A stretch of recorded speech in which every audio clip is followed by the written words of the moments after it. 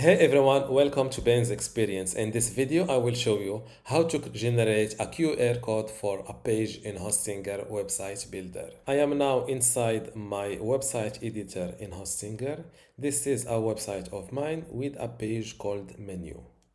This is like a restaurant menu page with a table of prices and photos and some reviews.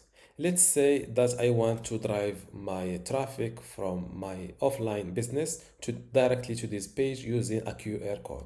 First, go to Pages and Navigation, and next to the menu page, click on this little circle. Click on Create QR Code. As you can see, you can enable a background with a color. For example, it can be your brand color, also your pattern color. Let's keep it black. Now link to your menu. Click search for menu.